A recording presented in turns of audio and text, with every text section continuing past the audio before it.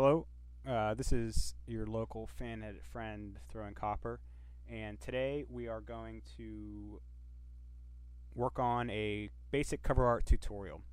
So what I've done is I've included a folder for you to download that has all of the materials that we're going to work on for this particular cover, so you'll be able to have all the tools handy and follow along as we go through these steps. The cover that we're working on today is for a Digital Man's extended edition of Harry Potter and the Philosopher's Stone. So this is going to be your final product. So if we take a look at what's actually in this folder for you, I have a couple fonts here that are different Harry Potter fonts that you'll need to install to your font directory on your computer before we get started. I have blank templates for the cover art, the Amaray with cover art, as well as the disc. I also have the Photoshop files for the final products. So this is a complete version with all the layers and effects that we've worked on today. A few PNG image logos for you to include on different cover arts, as well as some images that we just got from the internet. So here is the poster that we're working from today. So you can see that it's different than the cover art itself. This is much grayer. That blue was a little bit bright for me for this particular cover and the theme, so we're going to go through a little bit of color correction today. Also have the image for the back that we just pulled off the web, and also I have some vector images here that we're going to use in our cover art. Now we're using Photoshop, Adobe Photoshop CS3 for this tutorial. However, most of the techniques that we're going to do you're able to do in most image editing software. So if you've got PaintShop Pro or something like that, Corel, you should be able to do basically the same things, just the interface will be a little bit different. So let's go ahead and get started. So we're going to take the template for the Amaray, pull that into Photoshop. Now, I've added some guidelines here. These are just visual guidelines in Photoshop. These won't show up in the final product. And I always like to start with the front of the cover. I think it really sets the tone of where your cover is going to go from there. So we'll go ahead and pull that poster into Photoshop. Now, as I mentioned, this blue was just too bright for me, and I think for the cover that we were going after. So we're going to do some color correcting. Now, we really only want to change that blue color. All these other colors in here are great, and we want to keep those. So what we're going to do is adjust the hue or saturation. So if we go up to Image, Adjustments, we want hue and saturation. So you want to change from master to blue, because we only want to modify that blue tone. And we really want to bump the saturation down on there a lot. So we're going to take that down to about 90. So we've still got a hint of blue, but just a very gray effect overall. It's a little bright also, so we're gonna bump that brightness down a little bit. We're gonna let's go all the way down to -100. Now you can see we've made a drastic change here, and I think already it's fitting our cover a little bit better. If we take a look again at our final product, you can see we've used a lot of gold in this image. So I want to really pull out those gold colors that are in this particular image. So if we go back to Photoshop, we can also adjust the yellows by increasing the saturation. Let's go up to about 50 or around 50. There we go. Okay. Now the image that we have is actually pretty high resolution, so you may or may not have to resize that for your cover art. You can change that by going to image size and entering the dimensions you want here. What we're going to do is actually scale it once we get it in there. So select all, So that changes your selection to the whole canvas. And we want to copy that. So go to Edit, Copy. Alright, let's go back to our template here and paste that in. Okay, now you can see it's much bigger than what we need. So what we're going to do is change the size of that, or scale it a bit. So we can go to Edit, Transform, and Scale. Okay, and you can see this box appear where we can drag the edges.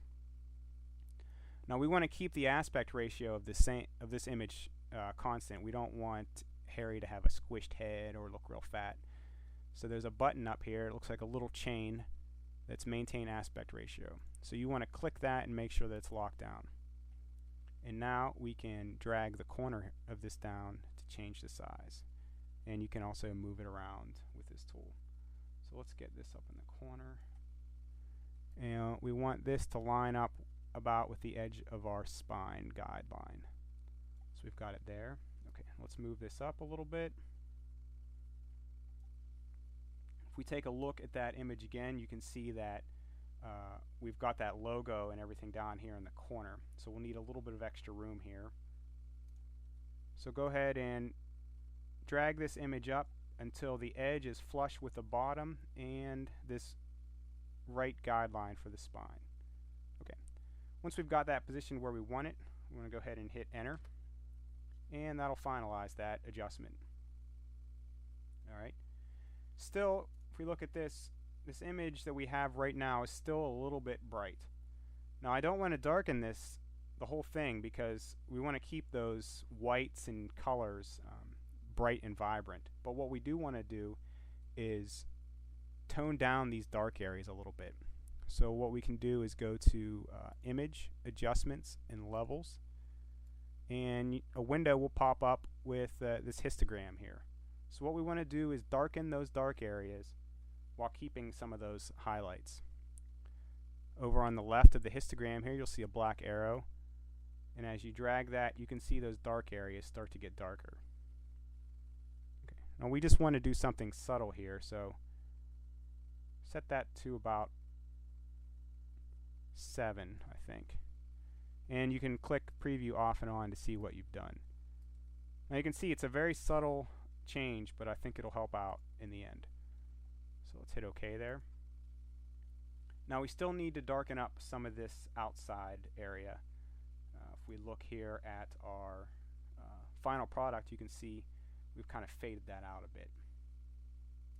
So what we're going to do is erase some of that area so that that black background will show through.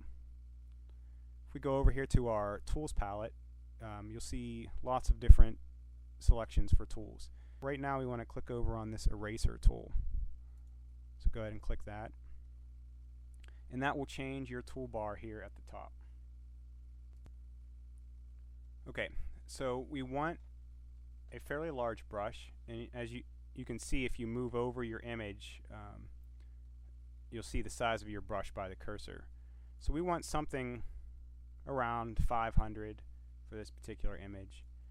And we also want to modify the opacity. We want that to be low so that just a thin portion will be removed. It's actually better to set this lower than you want and have to go over it multiple times and to have it erase too much. So let's set it about 18 out of 100%, and slowly start to click around the edges to begin to erase some of that. So what we're doing is actually removing some of the image so that the background will show through. It's best to first start out with those dark areas. So I'm starting here with the sky and the woods. Remember, if you look at our final product here, you can see we've got some text here at the top and our logo and text at the bottom that we really want to pop out. So let's start by doing that here in the corner. Try to avoid the characters' faces and any bright features that may look obvious. So just start with some of these dark areas begin to darken that up a bit. And you can do this as much as you want. It'll vary for each cover, and you may like it a little bit darker or a little bit lighter for this particular cover. So I'm trying to avoid Hedwig up here. Just get these cloudy areas and the sky.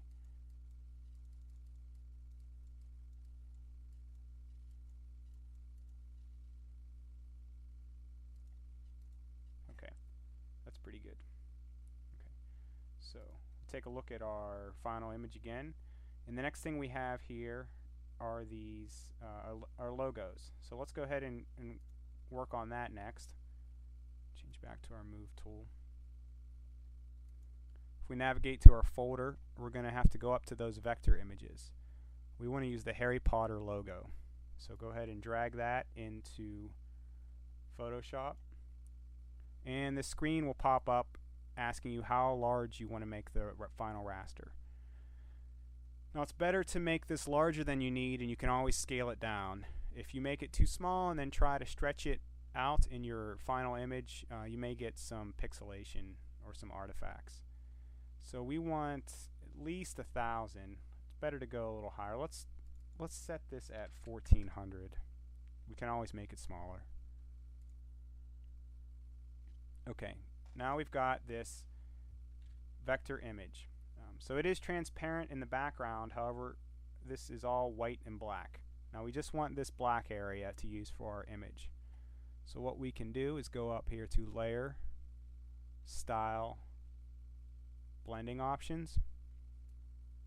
And since it's black and white, we can just remove that white area by changing this blend option. So if we go here to Blend If Gray, we want to change this layer. So take this white arrow on the right and bump that down from about 255 to 240. And immediately you'll see that that white area disappeared.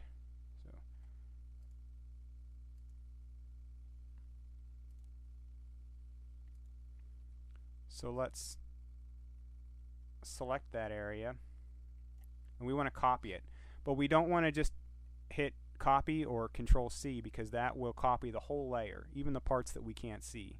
We want to copy what we